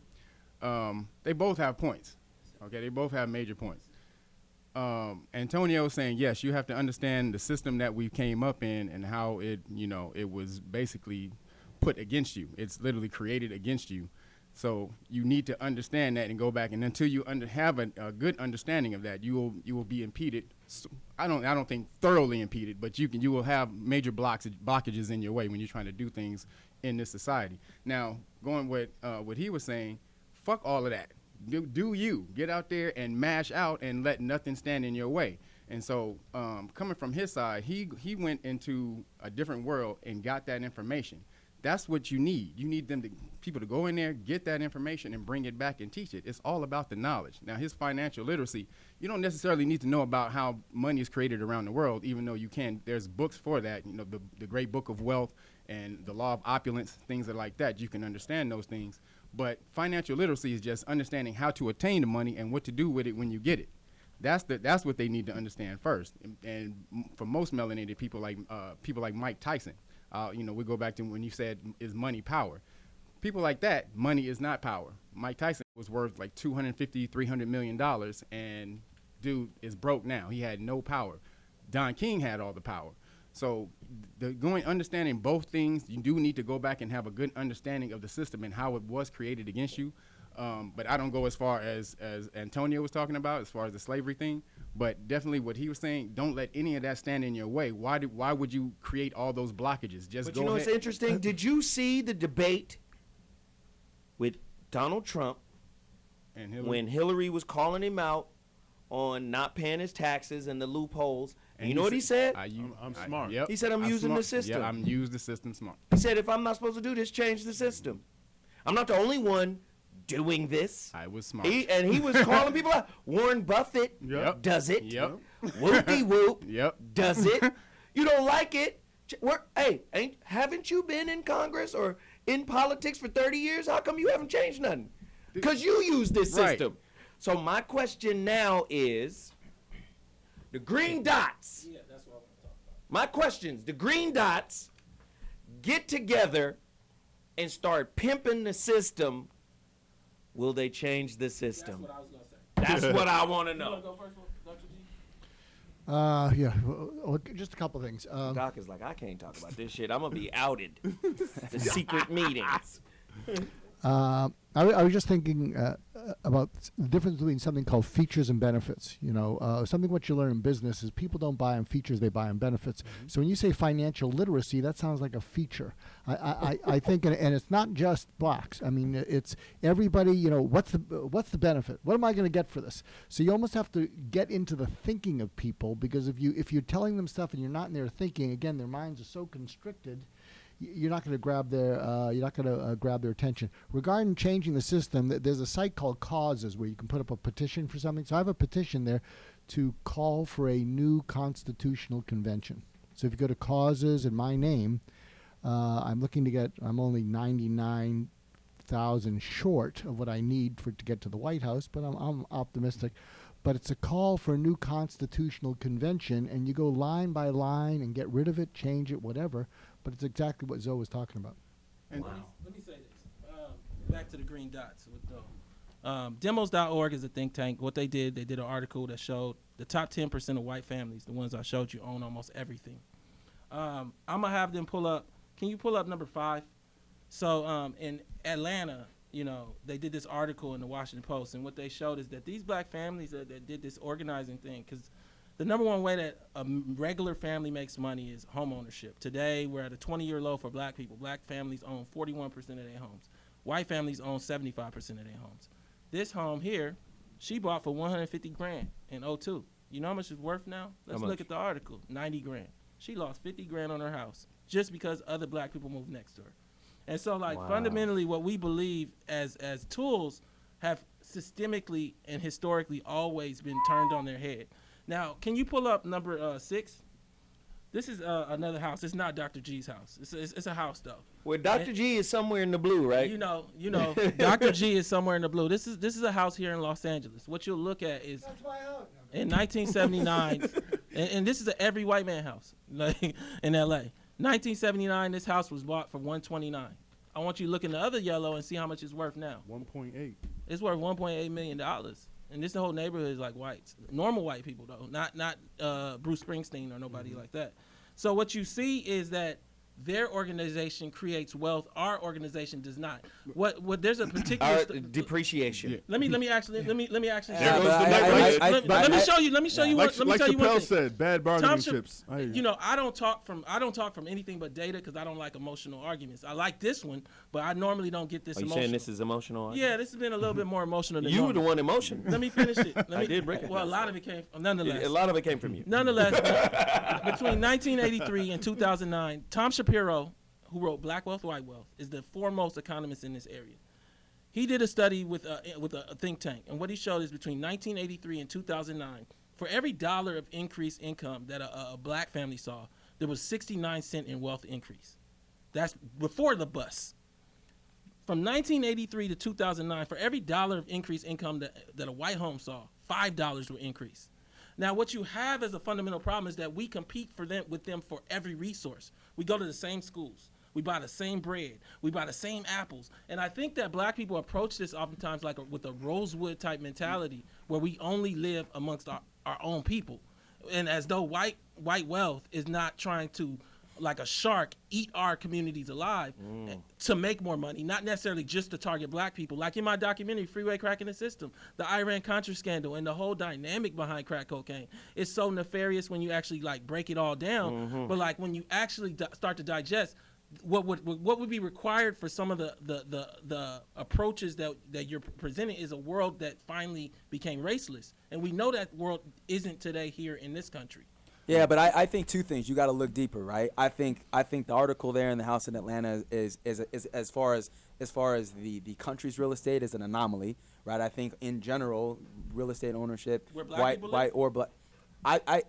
I haven't done the study, so I won't speak to that. But I venture to say, even if you took homes where it was predominantly black communities over that same period of time, over a 35-year period of time, you'd see appreciation. Now, perhaps not the same appreciation there, but you see appreciation. And then the other thing you have to consider is the tax advantages of owning a home. So you have to consider the fact that people are getting a deduction on the interest payments they're making, right? So that's another factor. Now here's the thing. Now here's that's an anomaly, I believe. That's Washington Post wrote but, that. No. I'm not saying that situation didn't exist, but I think if you look at the aggregate home ownership in the country over a 30-year, because you also have to look at time disparity. That was 2002 to what? 2000 and that was last year. They wrote okay, 2002 to 2016. The other article was 1979 till present. Yeah. So that's also a longer period of time. I wonder what that house cost in 1979. But what I'm saying to you is that our presence actually depreciates things. That's what they do. But first thing is it starts with us. I believe it starts with us because if black people's presence, it's funny. I was just in a trip in Chicago and I took an Uber drive from downtown, like beautiful Chicago, down to the airport, and you're going through some pretty questionable areas. And the cab driver, he was like a Middle Eastern guy, and he had said to me, he's like, it's interesting. He goes, in my community, the street sweeper comes 3 times a week. He goes, if there's a can in the ground, that thing's getting swept up in an hour. He's like, look at this. How long do you think that car has been there? How long do you think that burnt down building's been there as we were going through the black community? I think it comes down to one, you have to take care of yourself stuff. You have to have pride in yourself first, or your values are going to diminish. But the other thing is, I'll tell you the reason why for every dollar of income increase that came in, there was only 60 some odd cents of wealth, and in the black community, and $1 to 5. It's because what did the money do? If I take, did I take that dollar and buy a depreciating asset? Did I buy a car? Did I buy shoes? Did I buy? Wait, but this is interesting. But did I, or did that dollar? You know what the greatest instrument of creating wealth is? And maybe I'm biased. No. Life insurance. Yeah. Life insurance. Compound interest. Do you understand? And time and compound. Look, like, I'll give you an example, right? I have a policy that I own. I'll pay $100,000 of premium in this policy over the course of my life. That's the way it's structured. That will buy $1 million of benefit for my beneficiary. So I just turned $100,000 of premium into $1 million benefit. That's 10x. That's better than 5x. So what I'm saying is as a whole, it's not just what you make, it's what you keep, it's what you do with the money. And I think that's where financial literacy comes in. And you talk about features and advantages. Yes, if I just say here's what life insurance does, here's what mutual funds do, in and of itself, it's not enough. But to say here's why you do it, because if you give me $10,000 a year today, if you can sacrifice that to your today, when you retire, I'll give you $60,000, $70,000 a year for the rest of your life. That's okay, that's what I get, because to your point, it's about delaying that gratification today and having something for the future. A nest egg later. But that's very interesting, and I agree with it. But tell me if I'm wrong. Correct me if I'm wrong. It sounds like, and I'm not saying this is a bad idea, right? You're talking about systemic racism. Racism built into the infrastructure of society. Yes. Fuck that burnt down building in your neighborhood. What you're saying is, fix that burnt down neighbor in your building, that neighborhood in your building up, or that building in your neighborhood up, fix it up. So here's what I think is interesting. That's an empowering move to say, if y'all don't fix the fucking building, we'll take over the building. But my question is, what happens when you do that? And right? Do these motherfuckers come in and go, this shit ain't up to code? What the fuck was y'all doing? And that's what I was going to say. But here's the thing. Ultimately, land is the only thing God's not making more of. So because if you look at parts of LA, look at parts of New York that 15, 20 years ago were considered, that are now gentrified, right? Right. If we used to own it. Right? Own it? No, we didn't own it. What I'm telling you, we just lived there. What I'm telling you is that as far as percentages, yes, there's a grand disparity. But what I'm saying is you mentioned there was 2%. right? If the 2% hold on and made moves, then it becomes 6. And what then I'm it saying to becomes you, 15. is Yeah. that that's not necessarily what's happening right now. What you see is that we're making an argument. Hey, can you pull up number 9? We're making an argument that was based out of Reagan, which is a welfare queen argument, that our main problem is spending. And so, like, what that does is it makes it so that we jump on the white argument that your main problem is yourself. And fundamentally, when you look at things like redlining, what we like to think of racism as Dr. G was racist and he hated me. They made the system so bad that even if Dr. G liked me, it wasn't in his economic interest to have me as his neighbor. Because the FHA loans actually made it so a black person in your neighborhood, this is the government making so a black person in your neighborhood brings the property value down for all white people. So what's that going to be due to Dr. G's understanding or relationship with me? He's not going to like me, even if he likes me as a person. And I think one of the things that's fundamentally problematic with that analogy that Zoe is bringing up is right now, Edward Wolf out of NYU did a working paper in 2014. What he showed is that the middle black family, when you take out the family car and when you take out the couch and all that, is worth $1,700. The couch, my nigga. $1,700. They've been using all that to boost our numbers. The middle white family is worth about $100,000 with regards to education. I noticed something about your numbers. You said $10,000 a year.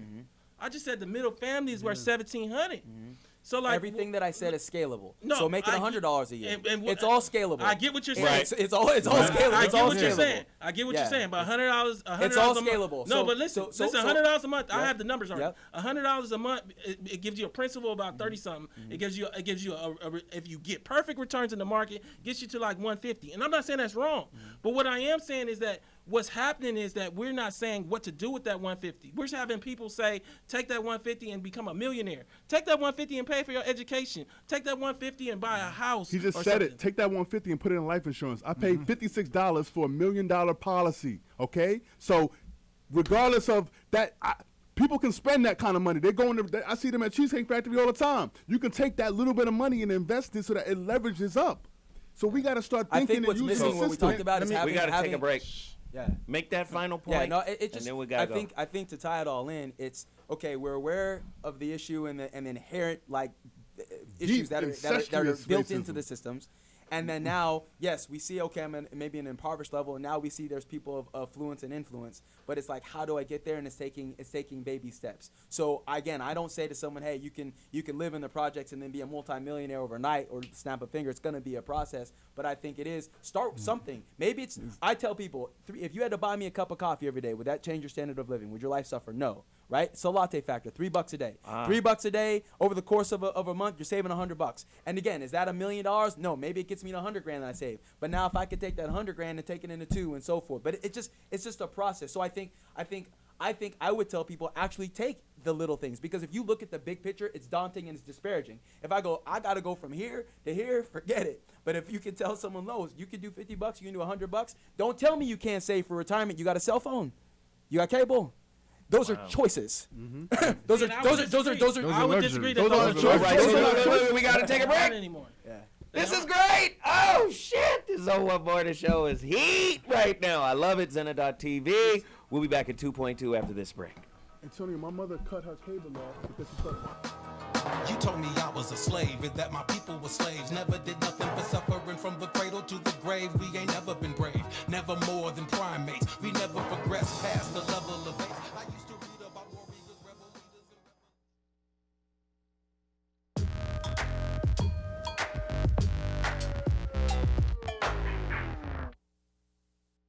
Hey geeks, wake up! We got big news. I'm not gonna mumble this time. Geekscape, the long-running movie video game. Let me do one more. Hey geeks, we got big news! Geekscape, your favorite show about movies, video games, comics, and TV, is coming to T-Radio V Monday, October 6th. And it'll be on every Monday from then on, 7 p.m. Until the apocalypse happens, we're all eaten by zombies.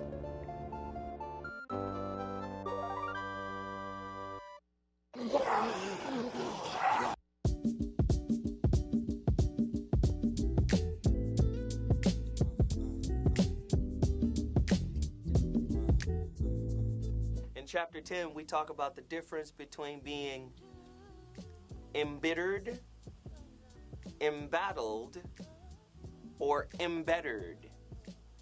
So, If you're embittered, of course you're holding on to things. You're resentful. You're resistant. If you're embattled, you're fighting. No, I don't accept that. I don't want that. But if you're open and you're allowing the process to unfold and flower within you and beyond you, you have an opportunity to become embittered. Chapter 10 goes into detail on how to stop being embittered, how to stop looking for the win by being embattled, and how to evolve and expand to a space of embitterment. I mean, it's an incredible work, man, and I'm excited about it. You've been chasing after short picture. I start. Hi, I'm Moxie. And I'm Nicole, and we're the ladies of Suicide Girls Radio, the world's leading BYOB radio show. Pour a glass of your favorite tipple and tune in on Wednesday nights between 8 and 9 p.m. as we discuss life, liberty, and the pursuit of free nipples. Or just flash it would be kind of funny, wouldn't it? People think flashing your tits is easy, right? And it's actually kind of hard.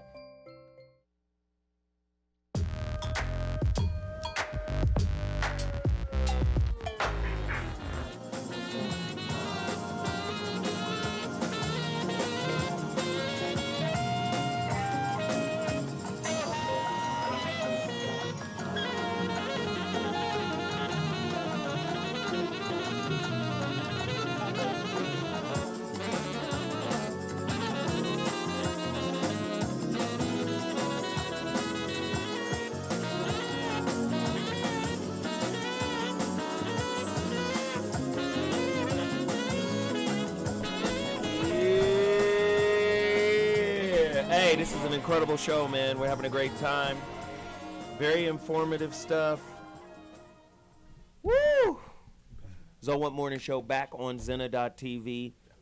Listen, I just think it's hella important that we have these kind of conversations. This is the first of many. We've done this topic before, but I think this has been the most in-depth and insightful one that we've done to date. Kev had a point to make. Kev, what was your point? And then I'm going to go over to Antonio. Well, it was something Antonio was talking about, the systemic racism. And I agree with you on that. And to the point of that, there's a word that was created called bulldozer. And bulldozer, the definition or the history of bulldozer is a bull's dose. And it was how they used to beat. Bull's what? A bull's dose. Dose of what? Beating. They used to beat slaves to stop them. They used to beat or newly freed slaves to stop them from voting.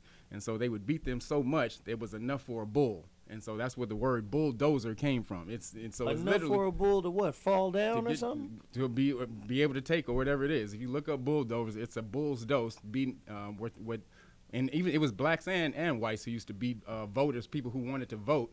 They used to discourage them by beating the shit out of them and give them enough beating that was enough for a bull that a bull could take. And so that's where that word comes from. So a word that's used to move obstacles out of your way was created off of beating black people. So I understand it, or melanated people. But the system today, huh? But the system today, trying to get in the system and buy houses and do all that type of stuff, that's still a continuation of the slavery system that's been around.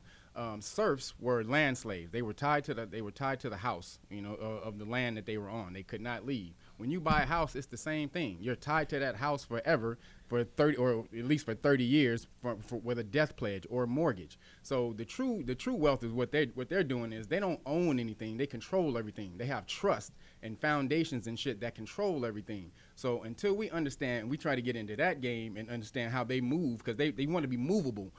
Slaves are stationary. The free motherfuckers, the sovereign people around the world, are movable. Mobile. Yes. Yeah. Gotcha. Yeah, for me, And then one of the things that Zoe wanted to deal with was Claude Anderson and Powernomics, and all of this kind of comes. You're a lawyer. This is your topic. Yeah. Go ahead. I'm just saying, like, in the sense of he didn't have a position, I have a position. I get that you need to think positively, but I think one of the things that came out of the post-'80s is to think delusionally as being positive thought. So when I say that, I mean, if you think about it, we have 14 million black homes. 7 million have less than $1,700 when you take out the family car. Less than 200,000 homes have $1 million hard. Maybe 70,000 have $1 million liquid. And we believe that thinking positively about becoming a millionaire is okay. And I think fundamentally my problem with that is that the data doesn't support that. I mean, like what you should be thinking about is things that are controllable in your life. So like, you know, Claude comes up with this whole thing, Powernomics, and he has this building that he shows you, and on the first floor is business. And then like black people need to be more like Asians, and I don't know what that means because Asia includes everything from India to South Asia. And then he says that you take that and then you spend the money and buy you a politician. I don't know who says that, but like, so fundamentally, like my problem is that you don't believe that could happen. I believe that on the first floor, he's saying things that are very similar to what Reagan was saying. I believe that black people are taking a snapshot of the world from 1950 and trying to say it's today. And they don't understand that there's been a lot of changes economically around you and around America that have locked out that bottom half of America, and we're in the bottom half. And so, like, coming back to it, I believe that by saying that it's our fault and that personal responsibility is the issue, it's a backhanded way of not dealing with Jim Crow and what Jim Crow left behind and what slavery left behind. Then you come to the second floor about buying politicians. You have to understand that Claude made his videos before Citizens United. You should look up Citizens United, because Citizens United makes it so that billionaires are basically the player. And so like now you're watching videos that might be before laws changed. You got to be aware. That's all I'm saying to you. You don't have to be if you don't want to be. So I want to touch on something, because you mentioned something, Antonio, about controlling the things that you can control. And you know, I'm coming from a sales perspective, but I want you to keep in mind that, A, I don't make no money on this book that's being sold. Become your own banker. I'm going to throw that out there. And somebody like a Selfie, he probably won't give information like that out because it's not kind of connected to his brand. But the thing about this book is that you learn that the average American, after taxes, is feeling the weight of about 34% in interest that they're paying out in various places, whether that be financing your iPhone, buying your sneakers on credit card, financing your car, paying rent, paying mortgage. There is a way to have all of that interest that you pay out come back to you by using whole life insurance. And the thing is whole life insurance has been around for 200 years, right? Haven't used it. And we haven't used it. Now, the current banking system has only been around since 1913. So there are things that are disconnected from those two systems, and what we got to do is stay mobile, because if you have your own reserve, you can use that money wherever and make sure that the interest is coming back to you and not be locked into land. Maybe move, maybe go different places. I'm just saying that's one solution. I agree with you. Right? And so much of this is like just now going through some of the things, like, you know, black people run around talking about we have $1 trillion. No, we spend $1 trillion. Yes. Now, understand. There's a difference. Understand. and it's not saying this in a negative way. It's saying that most of that, a lot of that is predatory. Rent. Well, a lot of it's predatory. Let me just. All I'm saying to you is that if you go to Ford with $1,000 and they give you $29 at 17% interest, what happens is that $30,000 is considered part of that trillion. Sure. But it's bad money. Yep. And then also, you can't say to that person, you should use that money somewhere else instead. They can't do nothing but buy that Ford. And so, like, fundamentally what's happening is that, in addition, we have about 17 million workers, and we have about 1.2 trillion in spending. Asians have 8 million workers, and they have almost $900 billion. They have almost the same amount of spending power with half the workers. So, like, we look at these numbers because I know we need to be built up, and I'm not trying to not build us up.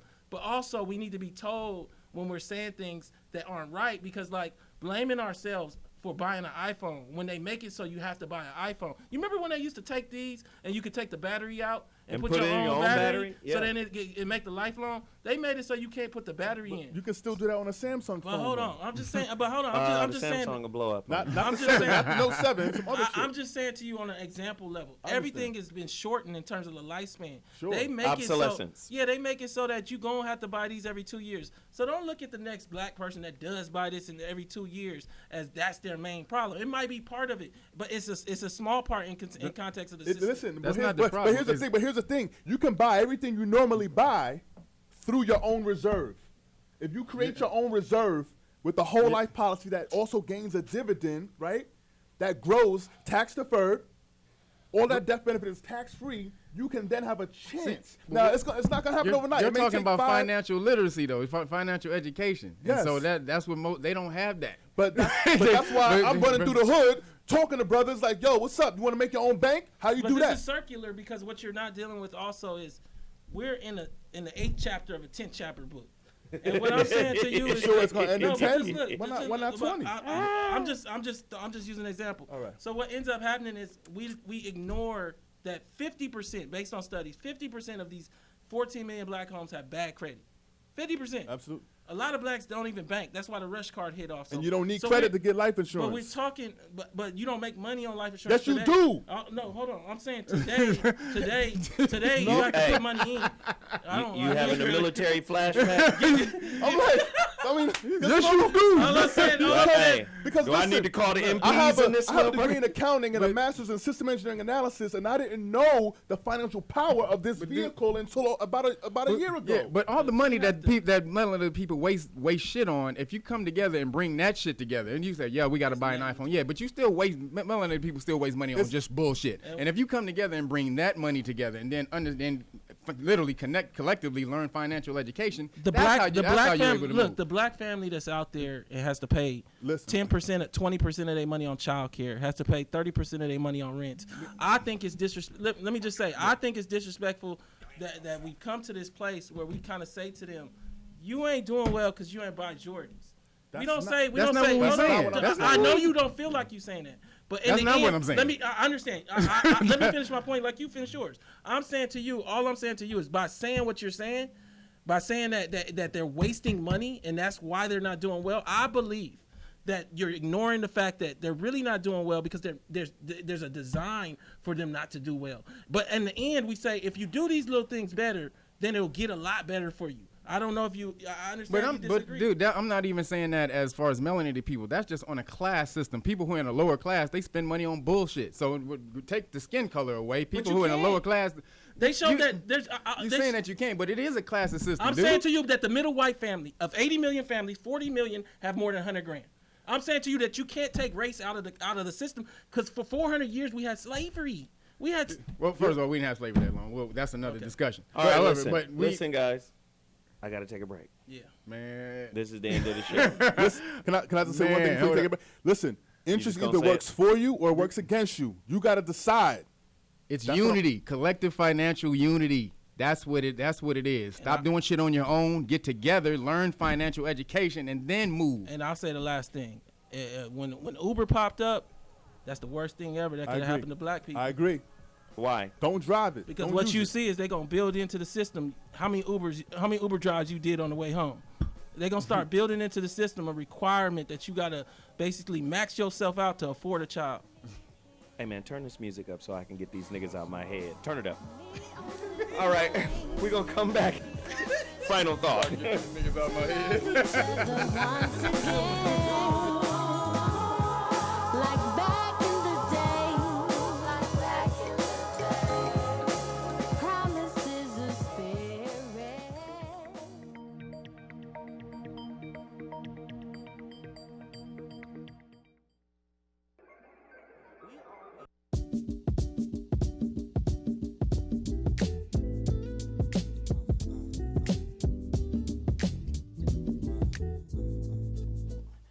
Everybody knows that relationships, when they break down, can be extremely hurtful, disappointing, frustrating, and the cocoon was, the concept of it was created from a poem I wrote called The Human Chrysalis in my first book, The Rebirth of Seeds.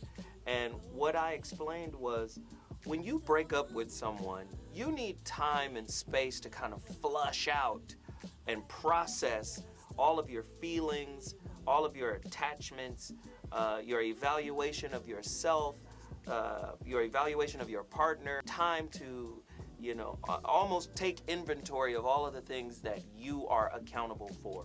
So in chapter 3, the cocoon is designed for you to go inside and work out these particular problems or issues, and not only work them out, but actually take ownership of them before you jump into something else with someone else.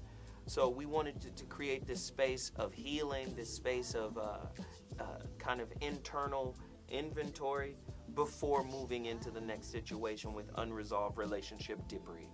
You gotta let it go. There's a better day waiting for you, for you, for you.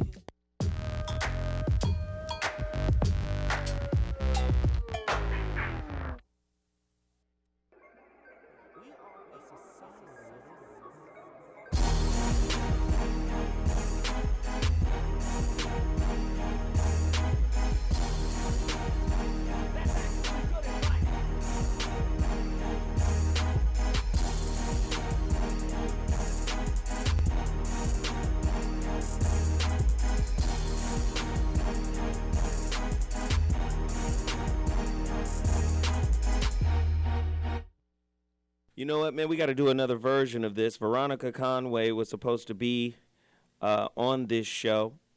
I love the female perspective, and we haven't heard from her in a while. And this was the perfect show for her to come back on, but that's okay. We'll do another version of this show where we get even more into depth, because I don't think 2 hours is enough to really get a good understanding of what we need to be doing.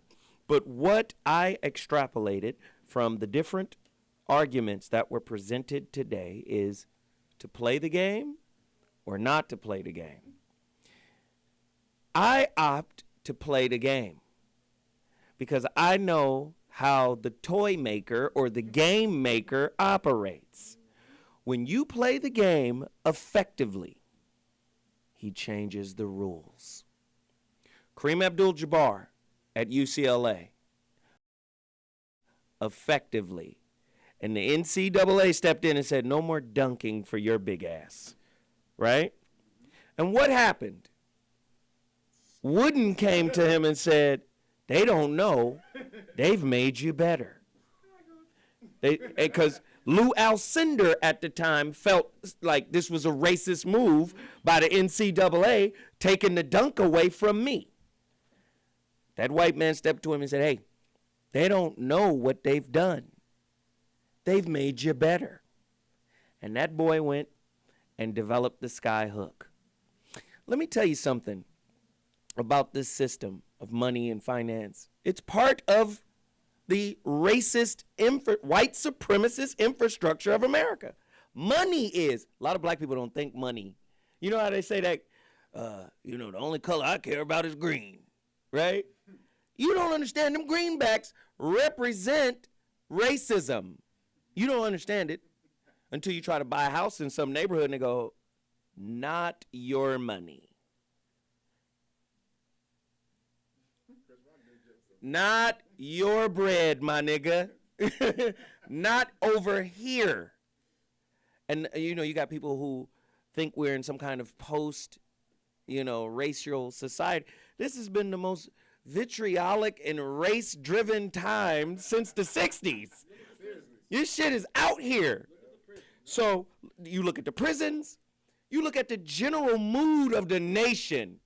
When somebody as propped up as Trump is, spewing all this vitriol about racism and Mexicans and this, listen, this shows you how dumb the country is. So watch this.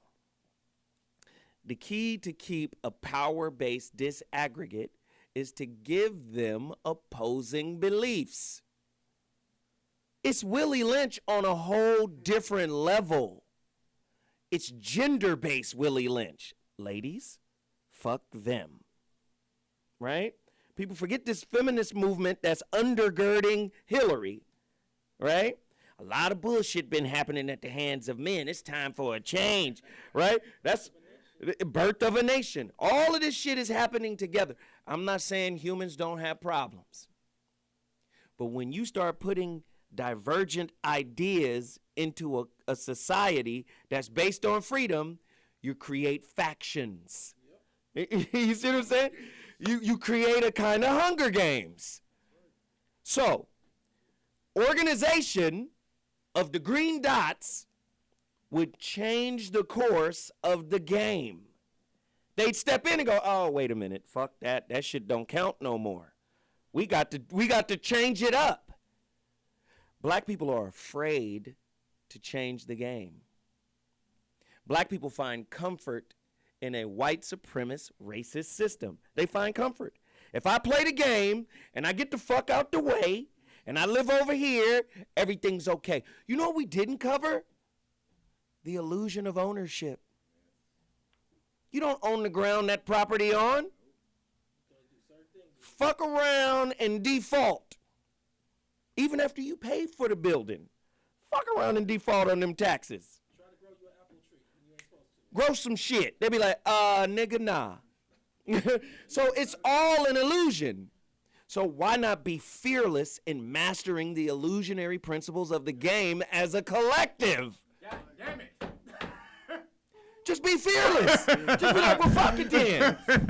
I'm going to get together with my peoples, and we going to play this game until you go, what y'all doing? Nothing. We ain't doing nothing. Just silently buying up shit. Thank you. Organizing with each other silently. But no. Black people find their definition, they find their self-esteem, they find their self-worth in participating in a system that's designed to marginalize you. Systemically. I don't give a fuck you went to Harvard, nigga. You still don't read, write, or use arithmetic better than your white counterpart. That's a study out of Stanford. It doesn't matter what level of education the black man has had or achieved, he's still 4 years behind his white counterpart in those critical areas. Reading, writing, and arithmetic. The 3 R's. And them shits, you still 4 years behind them. How many years he behind in wealth? And how many years are you behind 220. in wealth? God damn, 228 years behind in wealth. We ask a nigga to buy a t-shirt. He go, what, nigga? What's the brand on that t-shirt? Is that a Tommy Hilfiger t-shirt, nigga? Do you understand? Do you understand? Like, oh man, you got niggas out. You got a whole generation going. The shit ain't Gucci. If it ain't Louis, if it ain't Ralph. You got niggas calling Ralph by his first name like they homie. Me and Ralph Lauren to look at you like, nigga, I fucking hate that you in my t-shirts. But what you don't understand is Ralph Lauren makes the bulk of his money off of t-shirt sales and sweaters. The cheaper his high-end shit ain't for you. Nope. He told you that. He wants you to dream about getting that shit. In a vision But board. you can get this polo off me, my nigga. On a vision board. You got a Ralph Lauren suit on your vision board, my nigga.